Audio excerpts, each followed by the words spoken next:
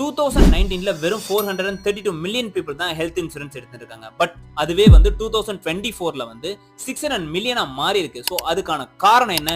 இவ்வளோ அதிகமா வந்து ஹெல்த் இன்சூரன்ஸ் எடுக்கிறவங்களோட எண்ணிக்கை அதிகமா இருக்கே, அதுக்கான ரீசன் என்ன? சோ இது வந்து நம்மளோட பர்சனல் ஃபினான்ஸ்ல வந்து பெரிய ஒரு இம்பாக்டையும் கொடுக்குது அப்படின்னு சொன்னா நீங்க நம்புவீங்களா? அது எப்படி என்ன ஏதுங்கிறத தெரிஞ்சுக்கணும்னு ஆர்வமா இருக்கீங்களா? வாங்க பார்க்கலாம். இவ்வளவு பேர் ஹெல்த் இன்சூரன்ஸ் எடுத்து வச்சிருக்கிறதுக்கு மெயின் ரீசன் என்ன சொல்லப்படுது அப்படின்னு கேட்டீங்கன்னா மெடிக்கல் இன்ஃப்ளேஷன் தான். மெடிக்கல் இன்ஃப்ளேஷன் வந்து ஆனுவலா வந்து 10 to 12% இருக்கு அப்ராக்சிமேட்டா.